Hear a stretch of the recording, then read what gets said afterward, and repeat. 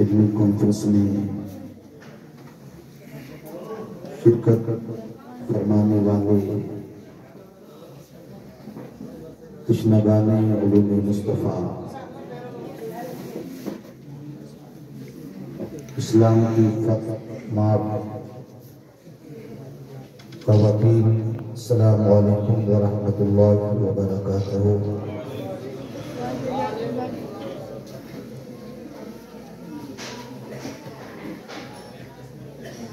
کافی طویل وقت ہو چکا، عرصہ ہو گیا ہمارے اس پروگرام کو چلتے ہوئے۔ آپ بڑے جوش اور خروش کے ساتھ سماعت کر رہے ہیں۔ اللہ تبارک و تعالی ہمیں آپ کو سب کو عمل خیر کی توفیق عطا فرمائے، آمین ثم آمین۔ جامعہ نظامیہ خلوی علوم کا یہ عظیم الشان اجلاس، جس میں ہم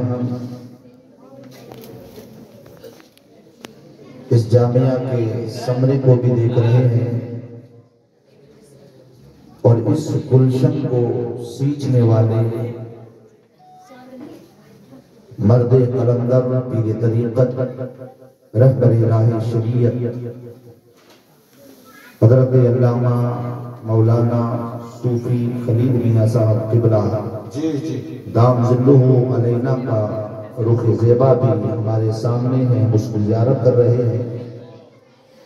رب تبارک و تعالیٰ سے دعا کریں کہ اللہ تبارک و تعالیٰ حضرت کی عمر میں برکتیں عطا فرمائے اور دین کے جذبے کو اور دوبالا فرمائے۔ مجھ سے بیشتر آپ نے چند خطابات سماعت کیے، شعراء سے ان کا مترنم کلام سماعت کیا، اور درمیان میں آپ نے ایک بڑی دھماکہ خیز ولولہ انگیز نظامت جو باری باری آپ سماعت کر رہے ہیں گاہے بگاہے، اللہ تبارک و تعالیٰ ان تمام خطبہ، شعراء اور نقیب اجلاس ہمارے منبر پر دو ہیں، ایک آج میزبان کی حیثیت سے موجود ہیں عزیز من قاری یوسف رضا سیفی صاحب، اللہ رب العزت ان کی عمر میں بھی برکتیں عطا فرمائے۔ 2 بج رہے ہیں، 2:04 ہو گئے۔ تھوڑی دیر میں آپ کی بارگاہ میں حاضر ہوں۔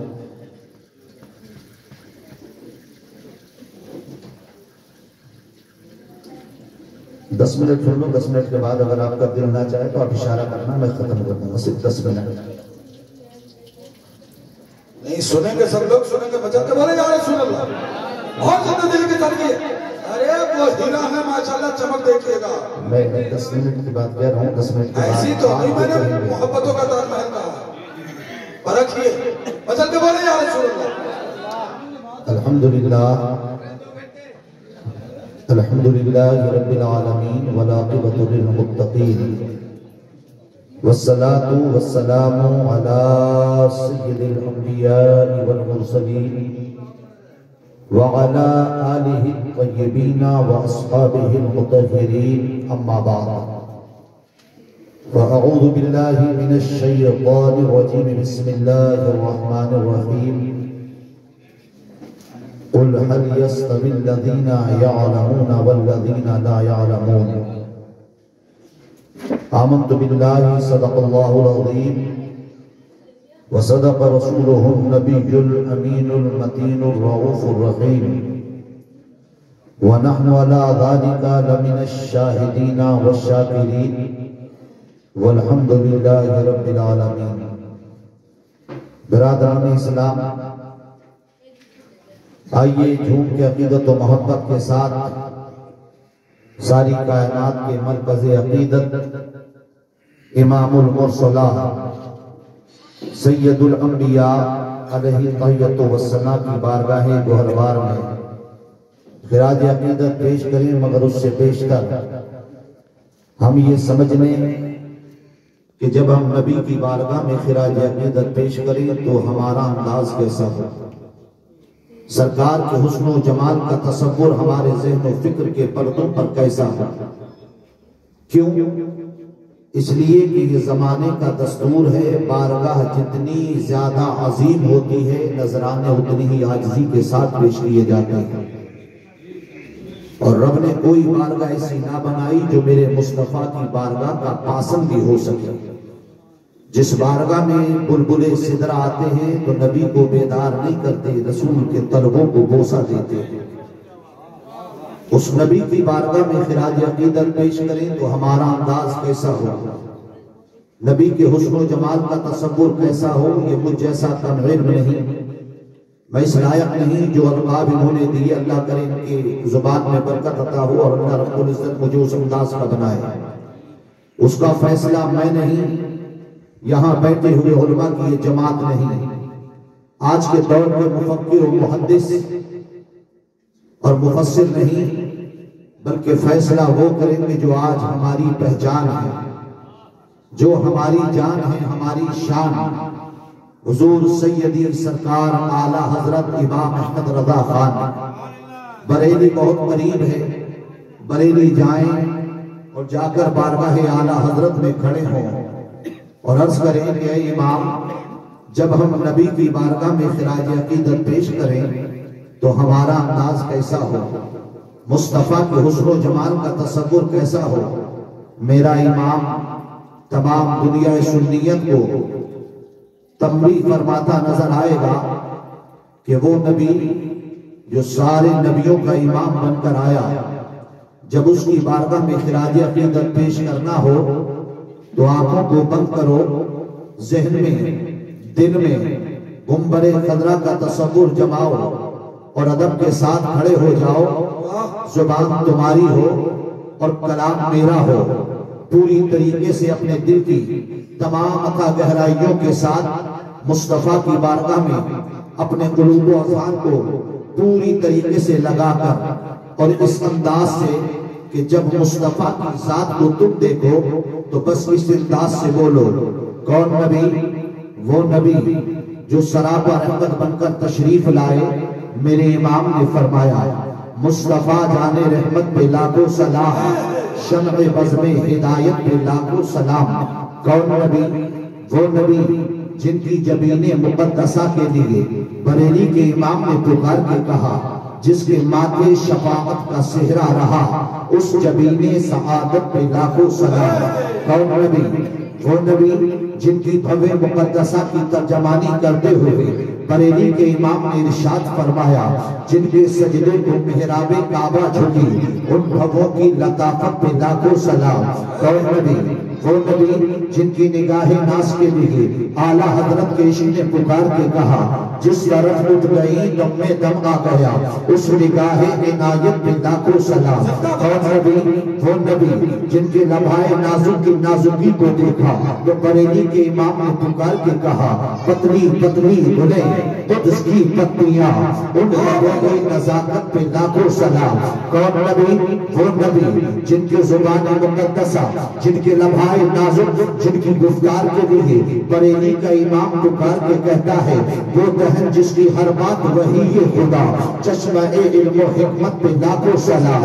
کون نبی؟ وہ نبی جو ساری کائنات کا مالک و مختار بن کر آیا، جس کے سینے پہ رب نے وہ قرآن نازل کیا، جس قرآن کے لیے رب فرماتا ہے، اِنَّا نَحْنُ نَزَّلْنَا الذِّكْرَ وَإِنَّا لَهُ لَحَافِظُونَ، جس کے بارے میں رب فرماتا ہے کہ لَوْ أَنزَلْنَا هَذَا الْقُرْآنَ عَلَى جَبَلٍ لَرَأَيْتَهُ خَاشِعًا مُتَصَدِّعًا۔ عزیزان گرامی، وہ قرآن میرے مصطفیٰ پر نازل ہوگا۔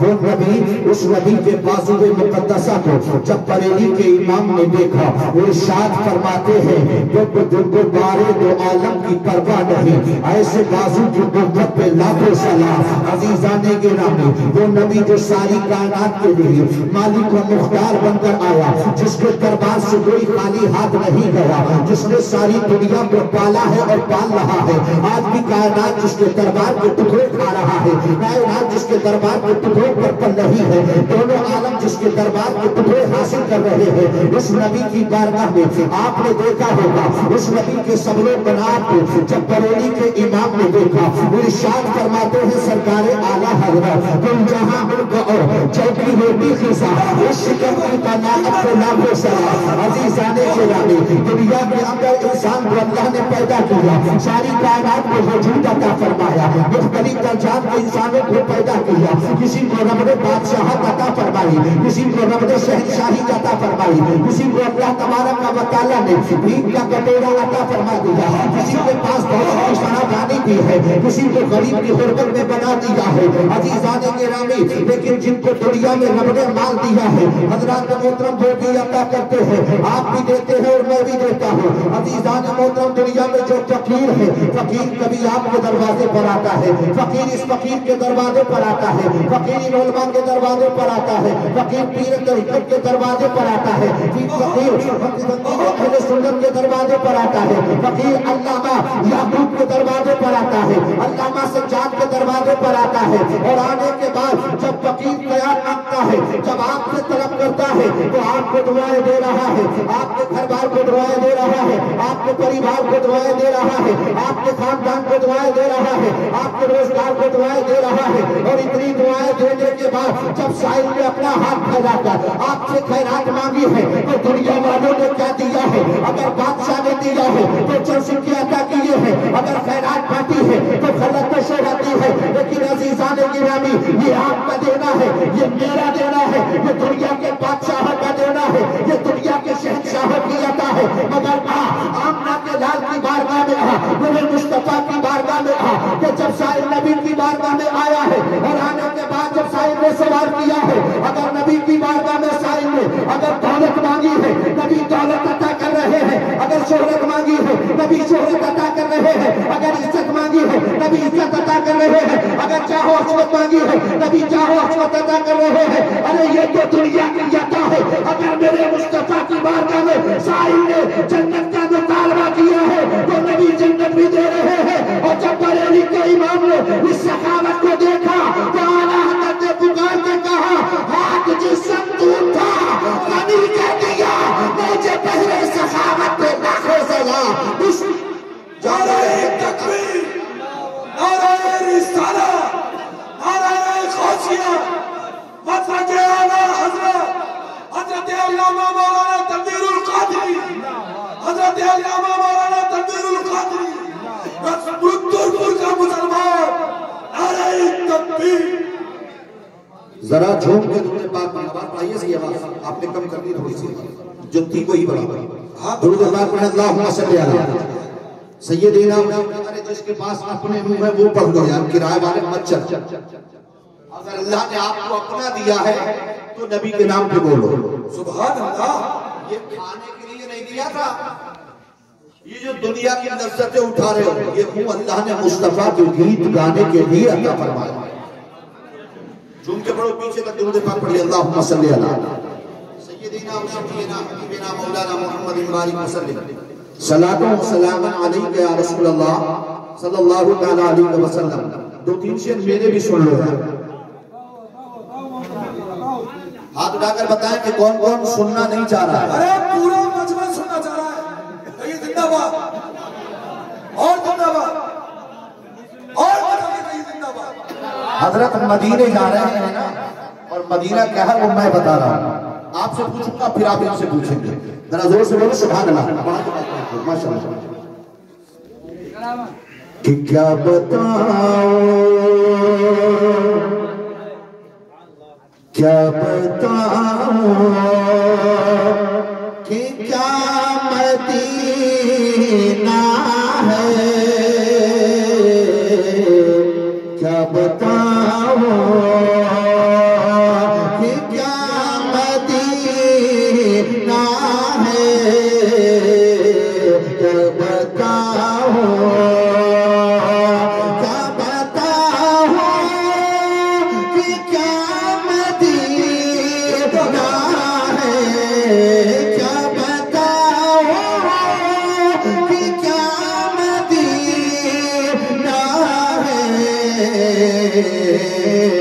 بس میرا موقع مدینہ ہے، بس میرا موقع مدینہ ہے،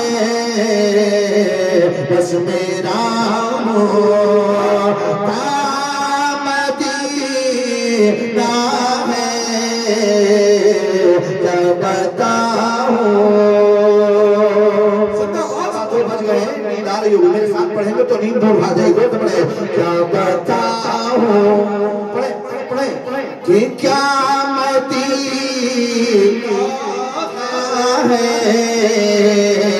کیا بتاؤں، اور اٹھ کے جاؤں کہاں مدینے سے، اٹھ کے جاؤں کہاں مدینے سے، کیا کوئی دوسرا مدینہ ہے، کیا کوئی دوسرا مدینہ ہے، کیا بتاؤں کہ کیا مدینہ ہے، بس میرا موقع مدینہ ہے، بس میرا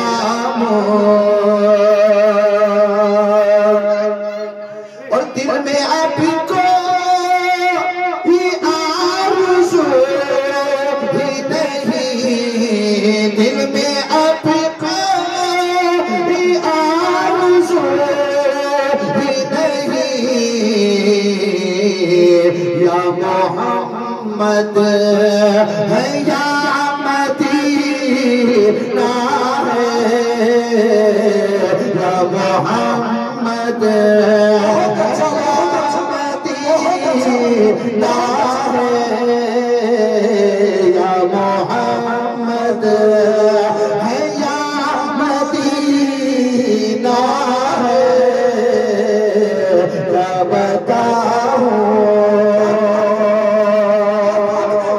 کیا بات ہے، زندہ باد۔ اور اس کی آنکھوں کا نور تو دیکھو، اس کی آنکھوں کا نور تو دیکھو، اس کی آنکھوں کا نور تو دیکھو،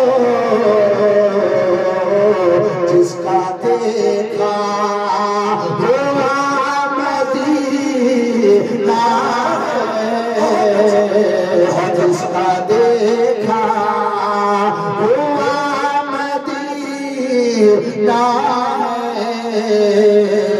کیا بتاؤں۔ بڑا ٹھنڈا کے سن کے بدل کے بولے یا بس تھوڑی گرمی نہ مقرر۔ اس کی آنکھوں کا نور تو دیکھو، اس کی آنکھوں کا نور تو دیکھو، جس کا دیکھا ہوا مدینہ ہے، جس کا دیکھا ہوا مدینہ ہے، کیا بتاؤں۔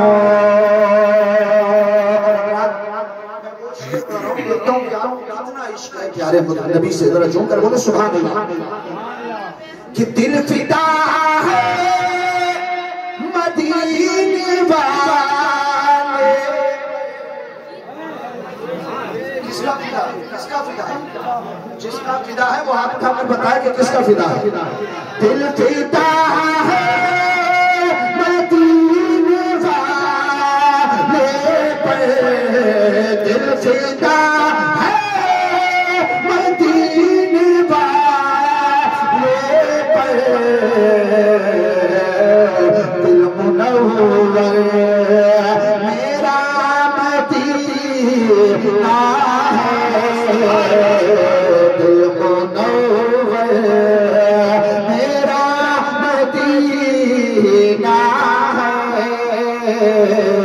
کیا بتاؤں یہ کیا مدینہ ہے،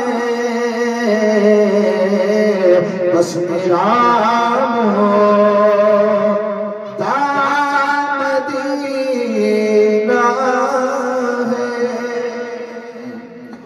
درود پاک پڑھیں اللہم صلی علی سیدنا و شفیعنا حبیبنا مولانا محمد وسلم صلاۃ و سلام علیک یا رسول اللہ صلی اللہ علیہ وسلم۔ برادران اسلام، آج کی یہ علمی کانفرنس جس میں علم کے تعلق سے علامہ سجاد صاحب کا ایک اچھا خطاب سماعت کیا، ابھی ان 7 بچوں دستار بندی ہوگی، انہوں نے قرآن کو اپنے سینے کے اندر محفوظ کر لیا۔ اس کانفرنس کا نام علمی کانفرنس ہے، اسی کے حوالے سے میں نے قرآن کی آیت کریمہ پڑھی ہے، فرماتا ہے قل هل يستوي الذين يعلمون والذين لا يعلمون۔ اے حبیب آپ کہیے کیا علم والے اور لا علم، جاننے والے اور انجان، پڑھے لکھے اور جاہل کیا برابر ہو سکتے؟ یہ رب قرآن میں کہہ رہا ہے۔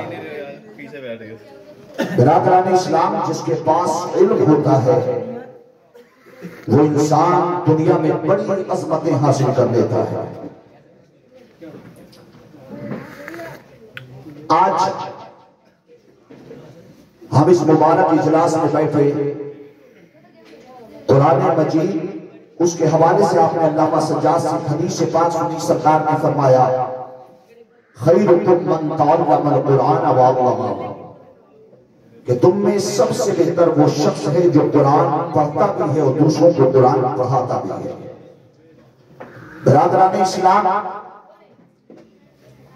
علم آج کے کانسیپٹ کے اعتبار سے لوگوں نے علم کو 2 حصوں میں تقسیم کر دیا، لیکن میں اس تقسیم کی طرف نہ جا کر بلکہ میں کہوں گا کہ کوئی علم نہ دنیاوی ہے نہ دینی، ہر علم دنیاوی ہے اور ہر علم دینی ہے۔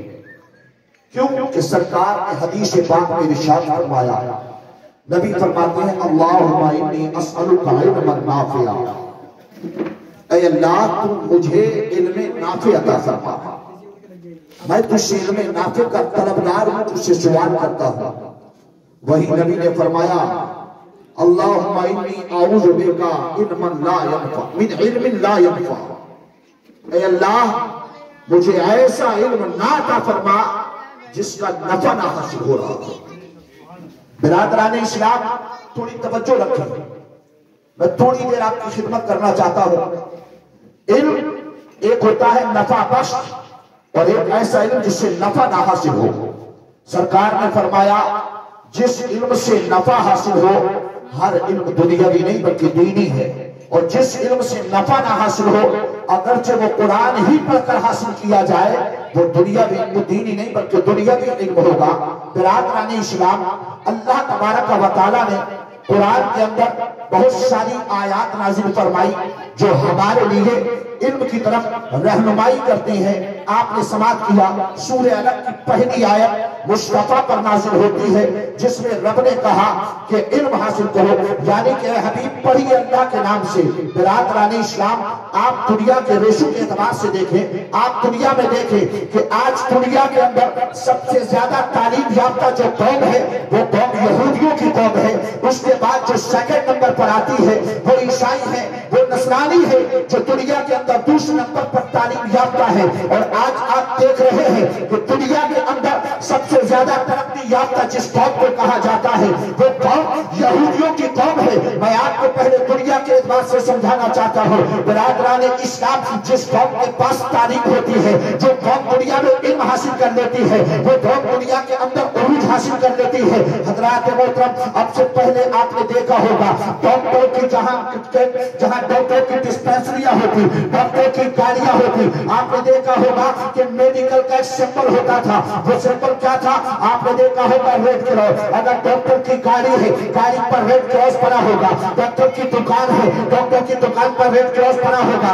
اگر میڈیکل ہے تو ڈاکٹر کے میڈیکل پر وہ ریڈ کراس بنا ہوگا۔ وجہ کیا تھی؟ وہ ریڈ کراس کیا تھا؟ وہ ریڈ کراس عیسائیوں کا سمبل ہے، جو کہ ہم جس کو صلیب کہا جاتا ہے۔ برادران اسلام، دنیا میں رہنے والا ڈاکٹر اگر بھارت کا رہنے والا ہے، اس کی دکان پر سمبل کراس کا بنا ہے۔ اگر چائنا کا رہنے والا ہے، دکان پر سمبل کراس کا بنا ہے۔ جاپان کا رہنے والا ہے، دکان پر سمبل کراس کا بنا ہے۔ آخر وجہ کیا ہے؟ عزیزان گرامی، بات یہ ہے کہ دنیا کے اندر عیسائیوں نے جو ترقی حاصل کی، اتنی تعلیم حاصل کی، انہوں نے کہا تھا ساری دنیا کو 95% دوا ہمارا ملک دیتا ہے، ہماری قوم دیتی ہے۔ اس لیے دنیا کے اندر جہاں کہیں ڈاکٹر ہوگا، جہاں کہیں ڈاکٹر کا سمبل بنے گا، وہ ہماری شریف کا نشان بنے گا۔ ساری دنیا ماننے پر تیار ہو گئی، دنیا نے مان لیا۔ اور ایک زمانے تک ریڈ کراس ہر ڈاکٹر کی دکان پر، ڈاکٹر کے دمگاڑی پر، ڈاکٹر کے مکان پر بنتا نظر آتا رہا، مگر آج وہ چینج ہو گیا۔ اب ڈاکٹر کا سمبل چینج ہو گیا، اب میڈیکل کا سمبل چینج ہو گیا ہے۔ اب جانتے ہیں سمبل کیا بنا ہے؟ اب آپ نے دیکھا ہوگا، ابھی دھیرے دھیرے سب بدل جائیں گے۔ اب آپ نے دیکھا ہوگا ایک چھڑی کھڑی ہے، چھڑی کے دونوں طرف دو سانپ لگے ہیں، سانپوں کے سروں پر دو پر کھڑے ہیں۔ آپ نے کبھی غور کیا آخر ڈاکٹری کا سمبل چینج کیوں ہوا؟ اور یہ چھڑی کیا ہے؟ یہ ڈاکٹر کے ساتھ کیا ہے؟ عزیزان گرامی، تو یاد رکھو اور ذرا ذہن کو قریب کرو، دنیا میں جو قوم تعلیم یافتہ ہوتی ہے، دنیا میں جو قوم علم پاتی ہے، اس کے سامنے ساری دنیا جھک جاتی ہے۔ حضرات محترم، اب دنیا کو 95% میڈیسن، دنیا کو 95% دوا صرف اور صرف یہودی ملک اسرائیل دے رہا ہے۔ انہوں نے کہا ساری دنیا میں دوا ہمارے ملک سے جاتی ہے، میڈیکل ہمارا سب سے مضبوط ہے، اس لیے اب دنیا کے اندر میڈیکل کا جو سمبل بنے گا وہ کراس نہیں بنے گا، اب ہمارا سمبل ہوگا۔ یہودیوں نے دیا، ساری دنیا کو ماننا پڑا، اب ڈاکٹر کا سمبل بن گیا ہے۔ عزیزان گرامی، وہ سمبل کیا بنا ہے؟ ایک چھڑی ہے، چھڑی کے دونوں طرف سانپ ہے، سانپوں کے سروں پر دو پر ہے۔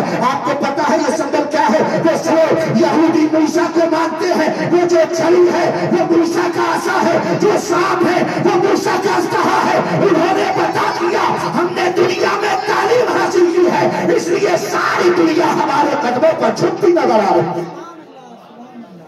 برادران اسلام، یہ تعلیم کا معیار ہے، اور یہ تعلیم ہے کہ جب انسان عروج پاتا ہے اور جو قوم تعلیم یافتہ ہو جاتی ہے پھر اسے کسی کے سامنے جھکنے کی ضرورت نہیں ہوتی ہے۔ آؤ مصطفیٰ کی حدیث کے احترازوں میں دیکھیں، آپ نے بھی سنا تھا آقا کریم نے ارشاد فرمایا علماء امتی کا انبیاء بنی اسرائیل، میری امت کے علماء بنی اسرائیل کے انبیاء کی طرح ہے۔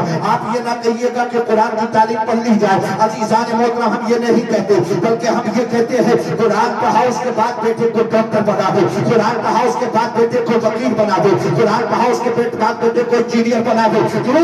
اس لیے کہ بیٹا اگر آپ کا ڈاکٹر نہ بنے گا تو علاج ہمارا کون کرے گا؟ بیٹا اگر ہمارا انجینئر نہ بنے گا ہمارے مدارس و مساجد اور خانقاہوں کے نقشے تیار کون کرے گا؟ بیٹا ہمارا وکیل اور جج نہ بنے گا ہمارے مقدمات کون لے گا؟ اس لیے یاد رکھو اپنے بچوں کو تعلیم دو، اعلیٰ ڈگری ہولڈر بناؤ، دنیا کے کسی کونے میں ہو ان کو اعلیٰ تعلیم دے دو تاکہ دنیا کے سامنے آپ کی قوم نیچا نہ دیکھے، بلکہ جہاں آپ کا بیٹا ایک عالم دین بن کے کھڑا ہو وہاں اس کے پاس میں ڈاکٹر کی ڈگری بھی ہونا چاہیے کہ جب مریض کو دواؤں سے شفا نہ ہو تو یاسین پڑھ کے پانی پلا رہا ہو، اور دنیا دیکھ رہی ہو کہ جہاں دنیا کی دوا بیکار ہوتی ہے وہاں قرآن کی شفا نظر آ رہی ہے۔ یہی ہماری قوم کے لیے ہمارا پیغام ہونا چاہیے۔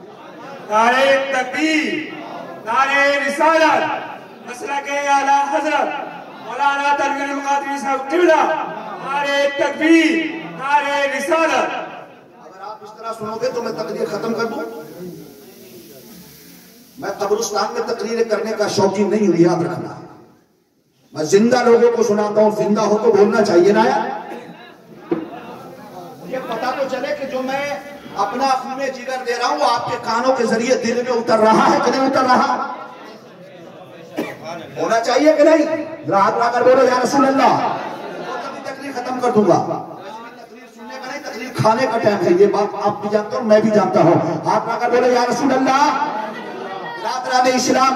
इसलिए याद रखो। और आप जानते हैं, अभी आपने देखा होगा 2 साल पहले जब कोरोना आया था तो आपने देखा था, हम तो समझते कि ये अल्लाह का एक अज़ाब था, अल्लाह ने बीमारी पैदा कर दी। मैंने कहा यकीन जानो, अल्लाह के हर काम में कोई हिकमत होती है। अल्लाह ने ये बीमारी देकर आपकी आंखें खोलना चाहिए है। अज़ीज़ान गिरामी, और अब बताना ये चाहता था कि याद रखो कि जब तुम्हारे पास में कोई असासा ना होगा, जब तुम्हारे पास में कोई चीज का जरिया ना होगा, तो दुनिया काटती नजर आएगी। अज़ीज़ान गिरामी, आपने देखा होगा, अगर आपका भाई बीमार है, हॉस्पिटल में आपके लिए बेड नहीं था, अगर कोई वो वाला बीमार है, उसके लिए एडमिशन मिल जाता था, एडमिट कार्ड हो जाता था, आपका भाई तड़प कर मर जाए, मगर उन्हें परवाह नहीं थी। वजह क्या थी? वजह ये थी, वो बताना ये चाहता था कि देखो आज दौर ऐसा आ गया जहां तेरे डॉक्टर नहीं है, वहां तेरा मरीज तड़प तड़प के मर रहा है, मगर कोई दिखाने वाला नहीं है। इसलिए अल्लाह ताला बताना ये चाहता है, आने वाले जमाने में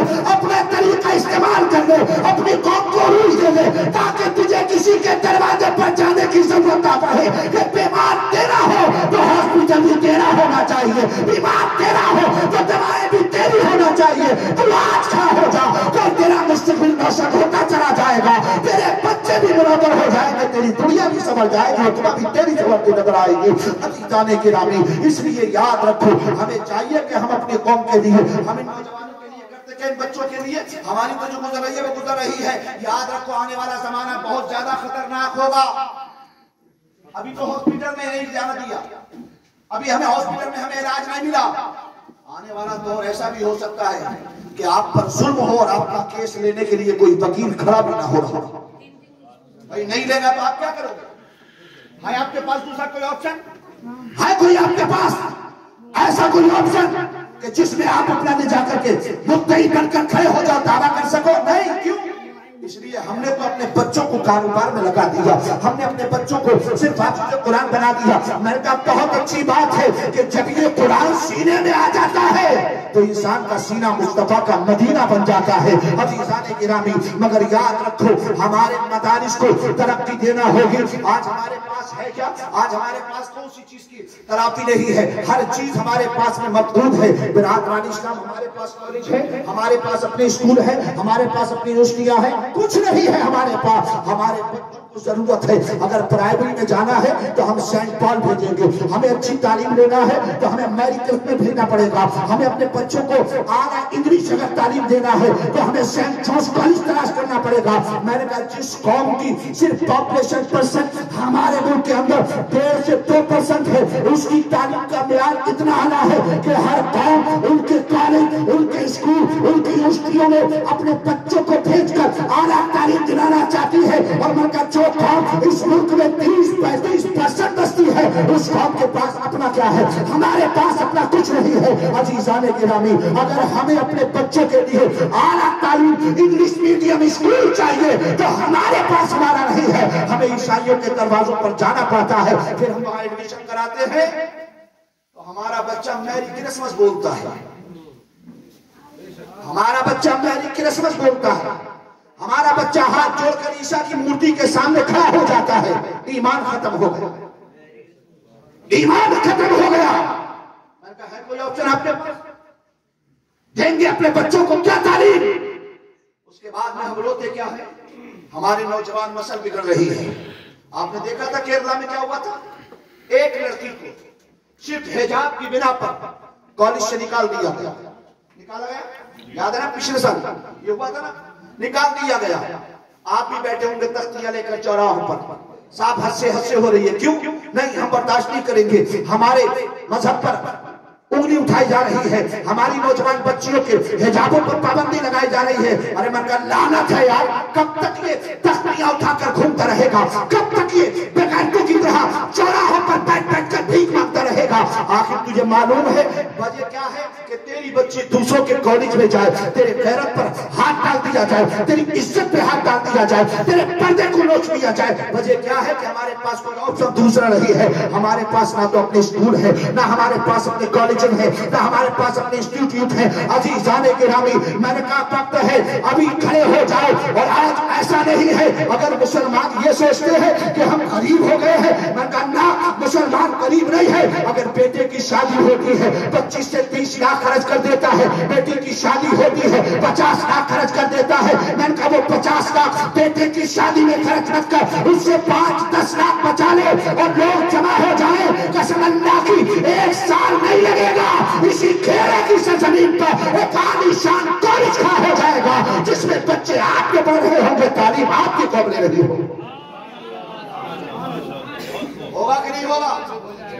ہوگا کہ نہیں ہوگا؟ بولو، میں آپ کے زخموں کو دبا دوں گا، میں بہت جلدی جنت پہنچانے والوں میں کریں۔ آج کل بہت سارے معاف کرنا، تنقید بھی میرا نظریہ نہیں ہے، مگر جو کروں جیسی تقریریں بھی مجھ سے نہیں ہوتی۔ آج قوم ان نچکیوں کی عاشق ہو گئی جو آج انہوں نے پھٹ پھٹیا ٹیکٹریا کر آ کے لوگوں کو ہنسایا، لوٹا کام کو لے کر کے چل دیے۔ کا یاد رکھ، ان تقریروں سے کوئی فائدہ نہیں، رات پر ہنسو۔ پہلے تو غیرت کی بات یہ ہے منبر مصطفیٰ پر بیٹھے ہو، مصطفیٰ کے منبر پر بیٹھے ہو اور قوم کو ہنسا رہے ہو۔ میں نے کہا تمہیں یاد نہیں رہا حضرت عثمان غنی جب مصطفیٰ کے منبر پر کھڑے ہو کر تقریر کر، اس قدر روتے عثمان غنی کہ سرکار کی داڑھی مبارک بھیگ جاتی، داڑھی شاشوں کے قطرے ٹپکتے، کیوں کہ جہنم کا خیال آ جاتا، قبر کا خیال آ جاتا، موت کا خیال آ جاتا۔ پوچھا گیا اے امیر المومنین اس قدر رونے کی وجہ کیا ہے؟ آپ نے فرمایا کہ موت آخرت کی پہلی منزل ہے، قبر آخرت کی پہلی منزل ہے، اگر یہ ٹھیک ہے تو سب صحیح ہو جائے گا، مجھے رب کا ڈر لگتا ہے۔ میں نے کہا کیسے خطیب ہو گئے کہ منبر مصطفیٰ پر بیٹھے ہو، تمہیں نبی کی کوئی فضیلت یاد نہ رہی، نبی کونین کی کوئی عظمت یاد رہی، تم قوم کو ہنسانے لگے۔ ارے سنانا تھا تو مصطفیٰ کے فضائل سنا دیتے، تیری عمر ختم ہو سکتی ہے، نبی کی فضیلتیں ختم نہیں ہو۔ برادران اسلام، تقریریں ہوتی ہیں، آپ نے بھی سنا علامہ یعقوب صاحب سے حضرت علی کا عشق آپ کو بتا دیا، مرتبہ بتا دیا، یہ تقریریں ہوتی ہیں۔ علامہ سجاد صاحب کو سنا، آپ نے علم کے تعلق سے بتائی، مگر عزیزان گرامی یاد رکھو آنے والا وقت بہت بھیانک ہو رہا ہے، خاص طور سے ہماری قوم کے لیے، ہماری قوم کے لیے، اور ہماری قوم میں بھی جو پڑھنے والے ہوتے تھے جانتے ہیں آج ہمیں کالج کی ضرورت ہے، آج ہمیں اسکول کی ضرورت ہے، کیوں؟ تاکہ ہماری آنے والی نسل اعلیٰ تعلیم حاصل کرے۔ ایک لے دے کے ہماری یوپی میں جو ہماری عزت بچائے ہوئے گئے AMU، جس نے وہ بنائی اس کے عقیدے سے مجھے کوئی تعلق نہیں، جس نے بنائی اس کے عقیدے سے کوئی لینا دینا نہیں، مگر ملت کے نام پر اس نے ایک ایسا کام کر دیا کہ جو ساری دنیا میں آج ہندوستان کے مسلمانوں کی شان بنی ہوئی ہے۔ جانتے ہیں اس سر سید نے جب اس یونیورسٹی کو بنایا تھا تو یونیورسٹی نہیں بنائی تھی اس نے، آپ پڑھیں اس کے حوالے سے، وہ کہتا ہے میں گلی کے نکڑ پر کھڑے ہو کر کے دامن پھیلا کے بھیک مانگتا تھا، ایک ایک بندے کے سامنے جا کر میں کہتا 8 آنے دے دو، 4 آنے دے دو، 10 پیسے دے دو، 5 پیسے دے دو۔ کہتے ہیں کچھ تو ایسے آئے تھے جنہوں نے مجھے مارا تھا، کچھ ایسے آئے جنہوں نے لوٹ کر میرے دامن کے پیسے مجھ سے چھین لیے، مگر کہتے ہیں میں نے ہمت نہیں ہاری، میں اپنے کام میں لگا رہا، پہلے مکتب بنا، مکتب سے مدرسہ بنا، مدرسے سے جامعہ بن گئی، آج ساری دنیا میں ایک عالیشان یونیورسٹی بن کر کے تیار ہو گئی۔ عزیزان گرامی، میں کہ یہ اس دور کی بات ہے جب ہماری قوم بہت زیادہ نادار تھی، جب ہمارے پاس پیسے کی قلت تھی، ہمارے اچھے حالات نہیں تھے، مگر آج آپ بتاؤ مجلس مصطفیٰ میں بیٹھنے والوں کہ آج ہم غریب ہیں؟ ہرگز نہیں، آج ہر مسلمان اگر چاہے تو 5-10 ہزار کسی کے لیے کوئی بڑی بات نہیں ہے، اور ایک بستی سے اگر ہم 1,000 لے کر 10,000 لے کر کھڑے ہو جائیں تو 1 سال میں کم سے کم انٹر کالج تک کی 2 کالج تو ہم بھی بنا سکتے ہیں۔ بنا سکتے ہیں کہ نہیں بنا سکتے؟ اور ہونا چاہیے کہ نہیں ہونا چاہیے؟ ورنہ یاد رکھنا آنے والا دور اگر ایسے ہی منسٹر اور ایسے ہی لوگ بنتے رہنا ہندوستان کے تو آپ کے بچوں کو ایڈمیشن تک نہیں ملے گا کسی کالج میں، کسی کالج میں آپ کے بچوں کو ایڈمیشن نہیں ملے گا۔ کہاں؟ اس لیے ابھی وقت ہے، ابھی تھوڑا تھوڑا کہتے ہیں قطرہ قطرہ دریا شبا، تھوڑے تھوڑے سے بہت ہو جاتا ہے۔ ابھی کھڑے ہو جاؤ، اپنی نرسری کے اسکول بناؤ، اپنے پرائمری اسکول بناؤ، اس کے بعد انٹر کالج بناؤ، اس کے بعد میں آپ ڈگری کالج بناؤ۔ اور یاد رکھو آج رودپور کے غیور مسلمانوں، رودپور کا مسلمان اتنا زیادہ غریب نہیں ہے۔ مثال کے طور پر ہم اگر 1000 کہیں بیٹھے ہیں تو 1000 میں کوئی لکھپتی بھی ہوگا، 1000 میں کوئی کروڑ پتی بھی ہوگا جو اپنے بیٹے کی شادی پر 50 لاکھ خرچ کرتا ہے، وہ 10 لاکھ کبھی اپنی قوم کے لیے بھی دے سکتا ہے۔ اگر اس طرح سے دیا جائے تو قوم کے لیے کوئی بہت بڑی بات نہیں ہوگی۔ آپ آنکھ نیچیں گے، آج کی کل ہوگی، اور آپ کے اس بستی کے اندر، آپ کے شہر کے اندر ایک عالیشان یونیورسٹی بن کر کے تیار ہو سکتی ہے، اور اس میں کمر بستہ ہو جاؤ۔ اور ہم تو یہ کہتے ہیں کہ مدرسوں کو صرف مدرسہ کیوں رکھتے ہیں؟ مدرسوں کو مدرسہ کیوں رکھتے ہو؟ مدرسے میں خالی کیا ضروری ہے کہ قرآن پڑھا دیا جائے بس؟ درس نظامی کی تعلیم ہو جائے، فضیلت کی دستار دے دی جائے بس؟ میں نے کہا مدرسہ ایسا بناؤ کہ ایک طرف ایسے علماء بیٹھ کر بخاری پڑھا رہے ہوں تو دوسری طرف بہت بڑے بڑے میڈیکل سائنس کے جانے والے بڑے بڑے لیکچرار آپ کے بچوں کو میڈیکل کی تعلیم دے رہے ہو کہ آپ کا بیٹا ایک طرف تو عالم دین بنے، دوسری طرف ایک حاذق حکیم کی حیثیت سے بہت بڑا ڈاکٹر بن جائے۔ اور عزیزان گرامی یہ کوئی بہت بڑی بات نہیں ہے۔ آج ہمارا حال کیا ہوتا ہے؟ آج ہمارے یہاں پر جو ٹیوشن لگتی ہے، ٹیوشن جو کوچنگ سینٹر کھولے جاتے ہیں، ہماری قوم میں تو کوچنگ سینٹر تک نہیں، کوچنگ سینٹر تک نہیں۔ ہماری بچیاں جاتی ہیں غیروں کے کوچنگ سینٹر میں، پھر ان کو تاڑا جاتا ہے، انہیں جھانکا جاتا ہے، ان کے ساتھ کھلواڑ ہوتا ہے، ان کی عزتوں پر، ان کے چہروں پر گندی نظریں ڈالی جاتی ہیں۔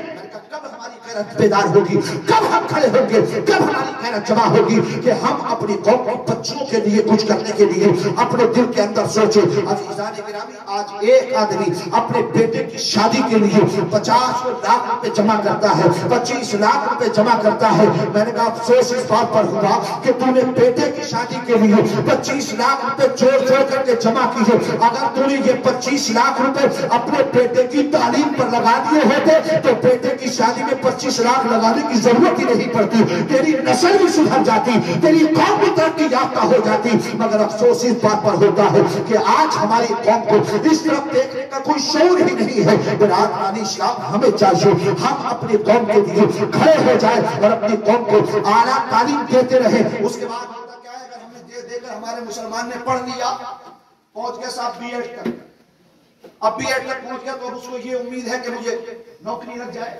ارے میں کہا نوکری مت سوچو، یہ سوچو کہ تعلیم حاصل ہو گئی، اور جب علم مل گیا تو پھر علم حاصل کرنے والا بھوکا نہیں مرے گا۔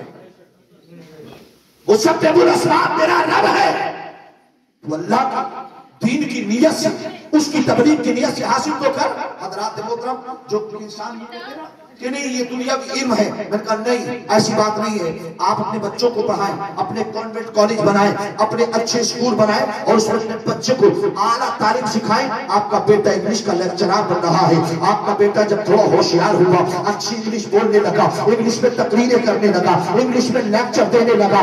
عزیزان گرامی اب آپ پھولے اور خوش ہو جائیں، مگر کس لیے جانتے ہیں؟ جب آپ کا بیٹا اگر انگلش کا لیکچرار بن رہا ہو تو آپ کی زبان پر یہ نہیں آنا چاہیے میرا بیٹا لیکچرار بن گیا اب جا کر کے انگلش کی تعلیم دے گا، بلکہ اس وقت دل کے اندر یہ نیت رکھو آج میرا بیٹا انگلش کی تیاری کر رہا ہے کہ جب انگلش کا پروفیسر بنے گا، انگلش کا لیکچرار بنے گا، اور جب کبھی اسلام پر کہیں حملہ ہوگا، انگلش زبان میں کوئی نبی کی عظمت پر، قرآن کی عظمت پر، اللہ کی عظمت پر اگر انگلش زبان میں کوئی حملہ کرے گا، میرا بیٹا کھڑا ہوگا اس کو انگلش میں جواب دے گا، قسم اللہ کی بیٹا تیرا ABCD پڑھے گا، اللہ تعالیٰ ہر ورڈ کے ذریعے تجھے ثواب عطا فرمائے گا۔ کیوں؟ اس لیے بیٹے نے دنیا حاصل کرنے کے لیے نہیں پڑھی ہے، بیٹے نے انگلش پڑھی ہے تو نبی کے دین کی تبلیغ کے لیے پڑھی ہے۔ انما الاعمال بالنیات، اعمال کا دار و مدار نیتوں پر ہوتا ہے۔ ہماری نیت جیسی ہوگی ہمیں عمل ویسا ہی، ہمیں ویسا ہی اجر و ثواب ملے گا۔ آپ یاد رکھیں جب آدمی میں قابلیت ہوتی ہے نا تو پھر نوکری کے پیچھے اسے نہیں بھاگنا پڑتا، نوکریاں خود اس کے پیچھے بھاگنے لگتی۔ ہندوستان کا سابق راشٹرپتی جس کا نام جانتے ہیں، زیادہ لوگ جانتے ہوں، اے پی جے عبد الکلام، جانتے ہیں اس کا بیک گراؤنڈ، جانتے ہیں اس کی بایوگرافی کے بارے میں پڑھا؟ حضرات محترم، اے پی جے عبد الکلام ایک ملہ مچھوارے کا بیٹا ہے، بیمر کا جسے ہم کہتے ہیں، جو مچھلیاں پکڑ کر بازار میں بیچ کر کھانے کا سامان لاتے ہیں، اس کے یہاں پیدا ہونے والا یہ بچہ، اس کا باپ مچھلیاں پکڑتا بیچتا، اس سے اس کے کھانے پینے کا انتظام چلتا، شروع کا جب اسکول ہے، پرائمری ہے، اس میں پڑھنے جاتا تو تھوڑی سی فیس ہوتی، باپ اسی کھانے سے بچا کر اس کی فیس بھر دیتا۔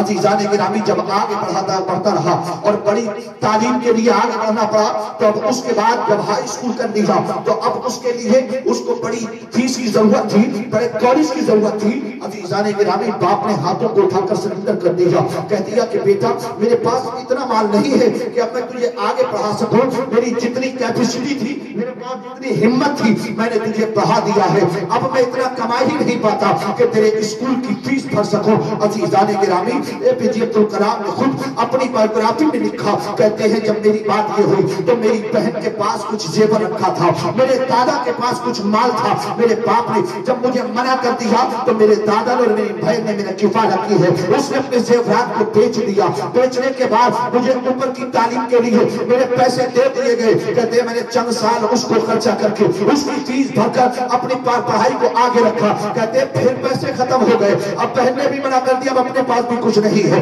دادا نے بھی منع کر دیا کہ اب بیٹا میرے پاس بھی کچھ نہیں ہے، کہتے ہیں اب کیا کیا جائے، کہتا ہے میں نے پھر اخبار بیچنا شروع کر دی ہے، میں نے اخبار بیچ کر کے اپنے لیے پیسہ اکٹھا کیا۔ اس طرح سے ذرا سوچو، اخبار کے بزنس میں پیسہ بچتا کتنا ہے، مزدور کیا کرتا ہے، اخبار بیچتا ہے، اس کے بعد ایسا انسان بنا کہ آج دنیا اسے میزائل مین کے نام سے جانتی ہے۔ عزیزان گرامی، آج دنیا میں جو بڑے بڑے میزائل ہمارے ملک کو ملے ہیں وہ کسی اور میں نہیں ملے، وہ بھی ایک اللہ کا نام لینے والا تھا۔ عزیزان محترم، اگر جو اس نے کچھ بھی کیا ہے مگر بطور مسلمان اس نے وہ کارکردگی حاصل کی ہے کہ آج ہندوستان اس کے بنائے میزائلوں پر اپنے آپ کو فخر محسوس کرتا ہے، اور اس نے تعلیم حاصل کر دی تو سارا ملک اس کے پیچھے لگ گیا تھا، اور اس نے کہا دنیا میں ہندوستان میں سب سے بڑا جو ہوگا راشٹرپتی کا ہوتا ہے، اس عہدے تک پہنچانے میں اس کو علم نے ہی تو ترقی دی ہے، اس کا راستہ دیا ہے۔ مگر آج ہمارا حال یہ ہوتا ہے کہ ہم پڑھتے ہیں تو ہمیں نیت یہ ہوتی ہے کہ پتہ نہیں نوکری ملے گی کہ نہیں ملے گی، ہم نوکری حاصل کر پائیں گے کہ نہیں کر پائیں گے۔ میں نے کہا سنو، وہ تو اللہ کا ساز ہے، اور جب آپ کے پاس ٹیلنٹ ہوگا تو پھر نوکری خود آپ کے پاس آ جائے گا۔ میں نے کہا پڑھو، اسی قرآن کو پڑھ کر کے بہت سارے لوگوں نے آج کالج بنے نا، بلکہ یہ قرآن کی تعلیم مصطفیٰ کی حدیث پڑھی جاتی، اسی کو پڑھ کر کے اعلیٰ حضرت ریاضی کے ماہر ہو گئے، اسی کو پڑھ کر کے ہمارے اسلافوں نے دنیا اور دین کا تمام علم حاصل کر کے دنیا کے سامنے وہ مقام حاصل کر دیا کہ دنیا آج بھی ان کے علم کی بنیادوں کو دیکھتی ہے تو اس کے سروں کی ٹوپیاں گر جاتی ہے۔ برادران اسلام، آقا کریم نے ایسی تھوڑی فرمایا، نبی فرماتے ہیں علماء امتی کا انبیاء بنی اسرائیل، میری امت کے علماء بنی اسرائیل کے انبیاء کی طرح ہے۔ شفا شریف کے حاشیے پر ایک واقعہ نقل کیا گیا، میں آپ کو پہلے وہ واقعہ بتا دوں پھر آگے چلتے ہیں۔ عزیزان گرامی، فرماتے ہیں کہ سرکار کریم صلی اللہ تعالی علیہ وسلم جب معراج میں گئے، ایک شخص نے خواب دکھ رہا ہے، کہتے ہیں سرکار معراج میں گئے، مصطفیٰ نے مسجد اقصی کے اندر تمام انبیاء کی جب امامت فرما دی، مصطفیٰ نے نمازیں پڑھا دی، اس کے بعد سرکار کے لیے منبر لایا گیا، مصطفیٰ جلوہ افروز ہو گئے، کہتے ہیں تمام روحیں جو قیامت تک پیدا ہونے والی ہے سب اس مجلس میں موجود ہے، تمام انبیاء جتنے آ چکے پہلے سرکار سے وہ سارے کے سارے اپنے جسموں کے ساتھ وہاں موجود ہیں۔ آقا کریم کیسے ہی جلوہ افروز ہوئے، کہتے ہیں انہی مجلس میں حضرت موسیٰ کلیم اللہ کھڑے ہوئے، سرکار کی بارگاہ میں عرض کرتے ہیں یا رسول اللہ آپ کا فرمان ہے علماء امتی کا انبیاء بنی اسرائیل، میری امت کے علماء بنی اسرائیل کے انبیاء کی طرح ہے۔ سرکار سرکار نے فرمایا کیوں؟ کہنے لگے سرکار میں کسی ایک ایسے عالم کی زیارت کرنا چاہتا ہوں جو آپ کی امت کا عالم ہوگا، آخر وہ کیسا ہوگا؟ کہتے ہیں جب سرکار نے ایسا سنا مصطفیٰ نے انہی روحوں کے مجمع میں اشارہ فرمایا مجد نبوت کا، حضرت امام محمد غزالی کی روح کی طرف اشارہ کیا ہے، حضرت امام محمد غزالی کی روح کھڑی ہو جاتی ہے، حضرت موسیٰ سے نبی فرماتے ہیں اے موسیٰ کلیم اللہ یہ میری امت کا ایک عالم دین ہے، اب دیکھ لو اس کو جو کہنا ہے وہ کہہ لو۔ حضرت موسیٰ نے دیکھا، دیکھنے کے بعد روایت میں آتا ہے حضرت موسیٰ نے سلام کیا، سلام کرنے کے بعد حضرت امام محمد غزالی کی روح نے جواب دیا، اس کے بعد حضرت موسیٰ نے جو پہلا سوال کیا ہے حضرت امام محمد غزالی کی روح سے فرمایا مسمو آپ کا نام کیا ہے؟ اتنا کہنا تھا، امام محمد غزالی کی روح پکارنے لگی، کہتے ہیں اسمی محمد ابن محمد ابن محمد ابن محمد ابن محمد، 7 پشتے گرائی۔ حضرت موسیٰ نے کہا ٹھہر جاؤ، کہتے ہیں کلام بلاغت سے خالی ہے، کلام فصاحت سے خالی ہے، کلی فصیحوں کا دلیل کلام وہ ہوتا ہے سوال جتنا ہو جواب بھی اتنا ہونا چاہیے۔ میں نے آپ سے آپ کا نام پوچھا تھا، آپ کے باپ کا نہیں پوچھا، آپ کے دادا کا نہیں پوچھا، آپ کے پردادا کا نہیں پوچھا، آپ کے لقب دادا کا نہیں پوچھا، آپ کو صرف اپنا نام بتانا چاہیے تھا۔ حضرت امام محمد غزالی کہتے ہیں چھوٹا منہ اور بڑی بات گستاخی معاف کرنا۔ حضرت موسیٰ نے فرمایا کیا بات ہے؟ کہنے لگے سرکار یہ میں نے آپ سے ہی تو سیکھا ہے۔ کہنے لگے مطلب؟ کہتے ہیں جب آپ کے ہاتھ میں عصا تھا اور رب نے فرمایا تھا ماں فی یمینک یا موسیٰ، اے موسیٰ تیرے ہاتھ میں کیا ہے؟ تو آپ کو کہنا چاہیے تھا یہ میرا عصا ہے۔ آپ نے کیوں کہا تھا کہ میں اس پر بطریق لگاتا ہوں، میں اس سے پتھر پہ مار کے پانی نکالتا ہوں، میں اس سے بکریوں پر پتے جھاڑتا ہوں، چارہ بناتا ہوں، میں چلتا ہوں تو اس کا سہارا لیتا ہوں۔ عزیزان گرامی حضرت موسیٰ نے اتنا سنا، حضرت امام محمد غزالی سے کہتے ہیں کہ اے محمد غزالی وہ تو میں اللہ سے کلام کر رہا تھا، اس لیے شرف تلمس کے لیے، شرف کلام کے لیے میں نے کلام کو لمبا کیا تھا تاکہ برکت حاصل ہو جائے۔ حضرت امام محمد غزالی کہتے ہیں کہ اے کریم اللہ وہ آپ کا مقام ہے، آپ اللہ سے کلام کر رہے تھے، میں اللہ سے کلام نہیں کر رہا تھا، میں کریم اللہ سے کلام کر رہا تھا، اس لیے برکت حاصل کرنے کے لیے میں نے بھی کلام لمبا کر دیا۔ نعرہ تکبیر، نعرہ رسالت، مسلک اعلیٰ حضرت مولانا محمد تنویر القادری صاحب قبلہ، نعرہ تکبیر، نعرہ رسالت۔ درود پاک سنا دو یار۔ اللہم صلی علی سیدنا و شفیعنا حبیبنا مولانا محمد بارک وسلم، صلاۃ و سلام علیک یا رسول اللہ صلی اللہ تعالی علیہ وسلم۔ برادران اسلام اس لیے ہمیں چاہیے، قرآن نے فرمایا قل هل یستوی الذین یعلمون والذین لا یعلمون، حبیب آپ کہیے کیا پڑھنے والے اور نہ پڑھنے والے، جاہل اور عالم برابر ہو سکتے ہیں؟ قرآن نے کہا نہیں۔ عزیزان گرامی اس لیے یاد رکھو اپنے آپ علم حاصل کرو، اور سرکار کا وہ فرمان بھول گئے۔ آج ساری دنیا کے اندر کہا جاتا ہے آج سب شکشا ابھیان چلا ہمارے ملک کے اندر، سن 1980 سے، کب سے سب شکشا ابھیان، کیوں کہ اس میں کون کون شکشا حاصل کرے گا؟ بوڑھا ہو وہ، بچہ ہو وہ جو 60 سال کا ہے، 65 سال کا ہے، 70 سال کا ہے۔ عزیزان گرامی 85 میں ہوا، سن 2004 میں لاگو کر دیا گیا۔ حضرات محترم ہم نے کہا یہ تو آج دنیا چل رہی ہے، یہ آج دنیا کر رہی ہے کہ ہر آدمی کو شکشا پراپت کرنا چاہیے، ہر آدمی کو تعلیم حاصل کرنا چاہیے۔ میں نے کہا پہلے اسلام کے دامن میں جھانک کر دیکھو، اور چلو 1450 سال کے پہلے آپ پہنچو نبی کونین کی بارگاہ میں، سرکار فرماتے ہیں اطلبوا العلم من المہد الی اللحد، کہ مہد سے جھولے سے لے کر پالنے سے لے کر قبر کی منزل تک علم حاصل کرتے رہو۔ عزیزان گرامی میں نے کہا دنیا نے آج کہا کہ ہر آدمی کو تعلیم حاصل کرنا چاہیے، ہر آدمی کے پاس علم ہونا چاہیے، مگر مصطفیٰ نے 1450 سال پہلے کہا تھا کہ عمر کتنی بھی ہو جائے آپ پیدا ہونے سے لے کر قبر کی منزل تک چلے جاؤ، مگر کبھی بھی آپ کو علم سے دور نہیں ہونا ہے۔ ہر دن ہر لمحہ آپ کو تعلیم حاصل کرنا ہے، جتنا علم بڑھتا چلا جائے گا آپ اتنا ہی زیادہ عروج پاتے چلے جائیں گے۔ عزیزان گرامی جس قوم کے پاس علم ہو جاتا ہے وہ قوم دنیا میں ترقی یافتہ ہو جاتی ہے۔ اس کی مثال ہمارے سکتی ہے. ہم دیکھ رہے ہیں کہ ہمارے ملک میں عیسائیوں کی پرسنٹیج 1.5 سے 2% ہے, مگر آج کے جتنے اسکول ہیں وہ سارے کے سارے ٹاپ کے ہیں.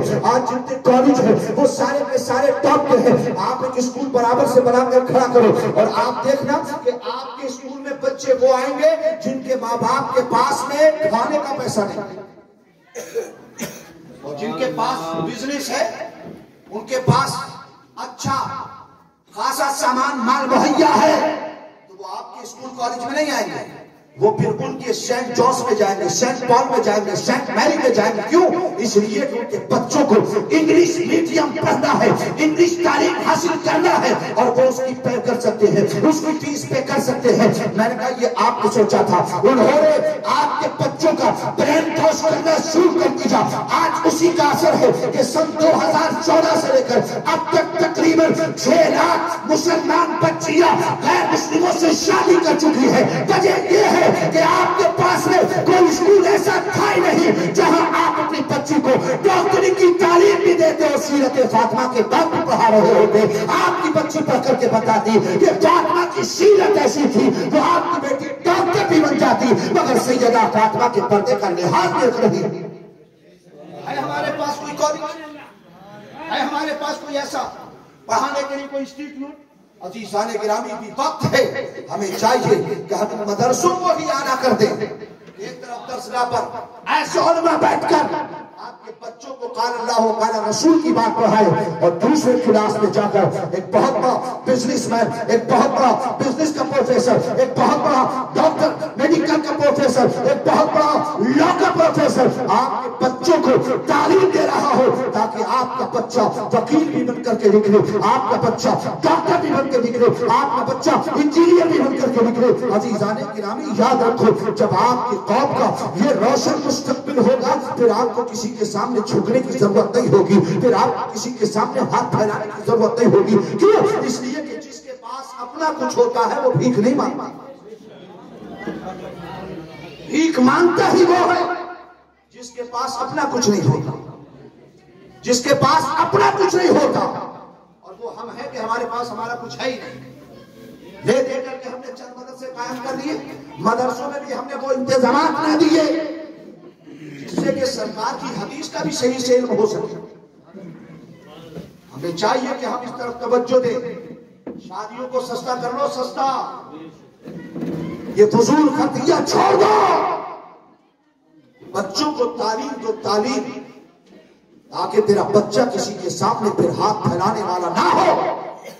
دنیا تیرے بچے کے سامنے ادب کے ساتھ کھڑی ہے. جس کے ہاتھ میں قلم آتا ہے نا, قلم کا وہ پاور ہوتا ہے جو توپ کی پاور بھی نہیں ہوتی, جو میزائل اور بم کی پاور نہیں ہوتی. وہ قلم میں طاقت اللہ نے عطا فرمائی ہے. اپنے بچوں کے ہاتھوں میں قلم دے دو تاکہ ساری دنیا کے سامنے, کیوں قلم کا فیصلہ جو ہوتا ہے اس کے سامنے سب ہار جاتے ہیں, سب ہار جاتے ہیں. اس لیے عزیزان گرامی ہمیں چاہیے کہ ہم اپنے بچوں کے روشن مستقبل کے لیے تعلیم کو عام کرتے رہے. اور تعلیم حاصل کرنے کا انداز کیسا ہوتا تھا ہمارے اسلاف کا, آج ہمارے بچوں میں بھی, کیونکہ ہمیں تربیت ان کو نہیں دی ہے. میں آخری بات کہہ کر گزر جاؤں. حضرت امام شافعی کا نام سنا ہے؟ امام شافعی, حضرت امام شافعی بچپن میں یتیم ہو گئے, والد کا سایہ اٹھ گیا. جب آپ بہت چھوٹے سے تھے, ماں نے کفالت شروع کر دی, ماں پڑھاتی رہی. عزیزان گرامی ذرا غور کرو کہ آپ کا اتنا غربت کا دور ہے کہ آپ اپنے نوٹس بنانے کے لیے, کچھ لکھنے کے لیے کاغذ تک میسر نہیں ہوتا تھا. حضرت امام شافعی نے خود لکھا ہے, کہتے میرے پاس نہ قلم دوات تھی نہ کاغذ. کہتے ہیں کہ مجھے نوٹس بنانا ہوتے تو پھر میں وادیوں میں نکل جاتا اور وہاں مردہ جانوروں کی, بڑے جانوروں کی ہڈیاں تلاش کرتا, جیسے اونٹ کی کولے کی ہڈی ہے, رات کی ہڈی ہے, یہ ہڈیاں بڑی ہوتی تھی. کہتے ہیں تلاش کر کے لاتا, پھر انہیں دھوتا, دھونے کے بعد انہیں سکھاتا, پھر اس پر اپنی نوٹس لکھتا, اس پر اپنی تحریریں لکھتا. کہتے ہیں کہ جب میں پڑھ لیا, ایک بار ایک دن میں حج کے لیے پہنچا اور حج کرنے کے بعد میں مینا میں تھا. حج سے فارغ ہونے کے بعد کہتے ہیں میں نے دیکھا ایک بزرگ آئے ہیں, چہرہ بڑا نورانی ہے, ہاتھ میں پوٹلی ہے. آنے کے بعد میرے قریب آئے, آ کر کے سلام کیا. سلام کا میں نے جواب دیا. کہتے ہیں پھر کہتے ہیں تم میری دعوت قبول کرو گے؟ میں نے کہا ہاں میں قبول کر لوں گا. کہتے ہیں بس انہوں نے فوراً اپنی پوٹلی کو نیچے رکھا, اس گٹھنی کو اس کو کھول دیا اور کھول کر اس میں سے سوکھی ہوئی روٹی کے چند ٹکڑے مجھے دے دیے اور خود بھی کھانے لگے. کھاتے کھاتے میں نے پوچھا آپ کہاں سے تشریف لائے ہیں؟ کہنے لگے میں مدینے سے آیا ہوں. عزیزان گرامی کہتے ہیں مدینے کا نام سنا دل تڑپ گیا, لیکن میرے پاس اثاثہ نہیں تھا کہ میں سرکار کے روزے پہ ہاتھ نہیں دے سکتا تھا. عزیزان گرامی کہتے ہیں جب انہوں نے مدینے کا نام لیا میری آنکھیں بھر آئی. میں نے ان سے مدینے کے بارے میں اور پوچھنا شروع کیا, انہوں نے اور بتایا. کہتے ہیں پھر میں نے امام مالک کے بارے میں ان سے پوچھا, انہوں نے بتایا امام مالک ہاں مدینے مسجد نبوی شریف میں سرکار کی حدیث پڑھاتے ہیں. کہتے ہیں میں بہت سوچ کے ان سے پوچھتا رہا, انہوں نے سمجھ لیا کہ مجھے امام شافعی حضرت امام مالک سے ملنے کی بڑی خواہش ہے, سرکار کے روزے پہ حاضر ہونے کی بڑی خواہش ہے. کہنے لگے مدینہ جانا چاہتے ہو؟ میں نے روتے ہوئے کہا تھا جانا تو بہت چاہتا ہوں مگر میرے پاس اثاثہ نہیں ہے, میرے پاس جانور نہیں ہے سواری کا کہ میں مدینے پہنچ سکوں. کہتے ہیں میں کوشش کرتا ہوں. کہتے ہیں ہمارے ساتھ جو قافلہ آیا تھا اس قافلے کا ایک بندہ فوت ہو گیا ہے, وہ دنیا سے رخصت ہو گیا ہے خانہ مکہ شریف میں, اس کا اونٹ خالی ہے. میں اس کے گھر والوں سے بات کرتا ہوں, اگر وہ تیار ہو گئے تو اس کا اونٹ تمہیں دلا دوں گا. کہتے ہیں انہوں نے کہا ٹھیک ہے. حضرات محترم کہتے ہیں انہوں نے اس سے جا کر کے بات کی اور اس کے گھر والے راضی بھی ہو گئے. میں نے کہا قافلہ بہت اچھے موقع سے مل گیا ہے, کوئی چیز کھانے پینے کی ضرورت نہیں ہے, بس مصطفیٰ کے روزے کی حاضری ہو جائے. مدینے کا عشق ہی ہے. عزیزان گرامی دنیا کو کیا پتا تھا کہ یہ ہڈیوں پر لکھنے والا اللہ کا نیک بندہ بڑے ہو کر کون سا مقام حاصل کرے گا. حضرت امام شافعی کہتے ہیں ہمارا قافلہ مکے سے روانہ ہوا اور ہم مدینے کی طرف چل پڑے ہیں. کہتے ہیں ہم 16 دن کے بعد مدینے پہنچے. آج جیسا راستہ نہیں تھا مدینے کا, وہ تو پہاڑیوں کا راستہ تھا, پہاڑیوں کی وادیاں تھی, اونچے چڑھنا نیچے اترنا. کہتے ہیں 16 دن میں پہنچے. حضرت امام شافعی کہتے ہیں میں نے 16 دن میں 16 قرآن ختم کر دیے. راستے میں قرآن پڑھتے پڑھتے میں مدینے پہنچ گیا. کہتے ہیں جب ہم پہنچے تو ظہر کی نماز کا وقت تھا. گئے جا کر جماعت ہو رہی تھی, نماز میں داخل ہو گئے, نماز ادا کر دی. ابھی نماز ختم ہوئی تھی, میں نے دیکھا ایک لمبے سے قد کا بندہ ہے, چہرہ بہت نورانی ہے, ایک چادر کاندھوں پر پڑی ہے, ایک چادر نیچے بندھی ہوئی ہے. کہتے ہیں قریب آئے, منبر کے قریب بیٹھ کر کے کہتے ہیں قال قال رسول اللہ صلی اللہ علیہ وسلم. کہتے ہیں بس اتنا سنا, پوری مسجد میں سب سے بچ گئی, سارے لوگ آپ کے سامنے بیٹھ گئے. کہتے ہیں حضرت یہی امام مالک تھے جو اپنے تلامذہ کو حدیث کی املا کرا رہے تھے, حدیث لکھوا رہے تھے. عزیزان گرامی کہتے ہیں جب لوگوں نے املا لکھنا شروع کر دیا, ان کے پاس قلم دباغ تھے, ان کے پاس پیپر تھا, ان کے پاس کاغذ تھا, وہ حدیثیں لکھنے لگے. مگر میں تو مسافر تھا, میرے پاس تو کچھ تھا ہی نہیں, میں کیسے لکھتا. عزیزان گرامی کہتے ہیں میں انہی بچوں میں بیٹھ کر سرکار کی حدیثوں کو سننے لگا. کچھ دیر گزر گئی تو مجھے سامنے پڑا ہوا تنکا نظر آیا. میں نے اس تنکے کو اٹھایا اور اپنے ہتھیلی پر تنکے سے سرکار کی حدیثوں کو لکھنا شروع کر دیا. عزیزان گرامی کہتے ہیں حضرت امام مالک حدیثیں لکھواتے رہے. آپ نے اس مجلس میں 100 حدیثیں لکھوائی. کہتے ہیں نماز عصر کا وقت ہو گیا, لوگ اٹھے اپنی حاجتوں کے لیے وضو بنانے کے لیے چلے گئے, مگر مجھے وضو بنانا نہیں تھا, میرا وضو تھا, میں بیٹھا رہا. حضرت امام مالک مجھے دیکھ رہے تھے, قریب بلایا اور بلانے کے بعد مجھ سے کہا یہ تم تنکے سے کیا کر رہے تھے؟ کہا میں نے کہا میں سرکار کی حدیث لکھ رہا تھا. کہا لاؤ دکھاؤ. کہتے میں نے حدیث سامنے کی, اپنی ہتھیلی سامنے کی, تو اس پر تو کچھ لکھا ہی نہیں تھا. حضرت امام مالک نے فرمایا یہ تو مصطفیٰ کی حدیث کے ساتھ کھلواڑ ہے, یہ سرکار کی حدیث کے ساتھ بے ادبی ہے, تمہیں ایسا نہیں کرنا چاہیے تھا. حضرت امام شافعی کہتے ہیں میں نے کہا کہ میں نے صرف تشبہ حاصل کرنے کے لیے جب طلبہ کو لکھتے دیکھا, اور میرے پاس کچھ نہیں, میں مسافر ہوں, میرے پاس کوئی اثاثہ نہیں کہ میں قلم دباغ کا پیپر حاصل کر سکوں, میں نے ان کی مشابہت کے لیے صرف تنکے کو اٹھا کر ہاتھوں کو لکھا ہے, باقی ساری حدیثیں تو میں نے اپنے دل پر لکھی ہے. عزیزان گرامی حضرت امام مالک نے فرمایا میں نے اس مجلس میں 100 حدیثیں پڑھی ہے, تم نے کتنی یاد کری, مجھے آدھی حدیثیں سنا دو. کہتے ہیں جب انہوں نے اتنا کہا میں نے کہا ٹھیک ہے سرکار. کہتے ہیں میں نے سنانا شروع کی اور سرکار امام مالک کو میں نے 100 کی 100 حدیثیں اسی سند کے ساتھ سنائی جس سند سے جس کے بعد انہوں نے پڑھی تھی. کہتے ہیں میں نے جب سنا دی فوراً انہوں نے گلے سے لگا کر کے کہا تھا کہ اللہ تبارک و تعالیٰ تمہیں بے شمار علم کی دولت عطا فرمائے گا. अज़ीज़ान गिरामी, ये हमारे अस्लाफ का तरीका था कि जो दिल से सुन लेते थे, एक बार सुन लिया तो वो दिल पे नक्श हो जाता था। अज़ीज़ान मुहतरम, ये तरीका ये हमारे अस्लाफ का कि उनके पास ना तो साजो सामान है, ना सासा है, ना तमाम चीजें पढ़ने के कागज और कलम तक में असर नहीं है, मगर इल्म का शौक इस कदर है कि आप कहां से लेकर कहां तक जा रहे हैं। अज़ीज़ान गिरामी, इसलिए हमने अपने बच्चों को मोटिवेट करना है, उनकी तरबियत इस अंदाज से करना है कि बेटा जिंदगी में जैसा भी हाल हो जाए, कभी भी इल्म से पीछे मत हटना, थोड़ा खा लो मगर बच्चों को पढ़ा लो। खानकाह माहिरा का एक पैगाम आपने सुना होगा, उन्होंने लिखा है जगह जगह स्टिकर लगते हैं, आधी रोटी खाओ मगर बच्चों को पढ़ाओ। क्यों? इसलिए कि जब बच्चे आपके पढ़ेंगे तो इनका मुस्तकबिल रोशन हो जाएगा। आज जो हम हर जगह दूसरों के दरवाजों पर खड़े हैं कितार पर कितार, वो कितारें हमारी खत्म हो जाएंगी, फिर लोग हमारे दरवाजों पर कितारें लगाकर खड़े होंगे। लोगों के लिए बोझ मत बनो, उनकी जरूरत बन जाओ, जरूरत बन जाओ, जरूरत। और जरूरत की चीज जानते हैं, बोझ इतना बड़ा पत्थर भी लेकर आदमी चलना नहीं चाहता, और जरूरत का सामान उसका सूटकेस अगर 20 किलो का भी होगा तो लाद कर लेकर चलेगा। क्यों? वो सूटकेस उसकी जरूरत के सामान से भरा। इसलिए हजरात मोहतरम, दुनिया की जरूरत बनो, उन पर बोझ मत बनो, और जरूरत बन जाओगे तो इंशाअल्लाह दुनिया में भी कामयाब रहोगे, उक़बा में भी कामयाब हो जाओगे। अल्लाह ताला हमें आपको सबको अमल खैर की तौफीक अता फरमाए, और रब्बुल इज्जत हम सबको इल्म नाफ़े अता फरमाए। अज़ीज़ान गिरामी, जो मैंने आपको पैगाम दिया है, इस पर बैठकर आप जरा थोड़े करीब करके ज़हन को तवज्जो देना, और याद रखो ये तरीका हमें इस्तेमाल करना है, आज नहीं तो कल।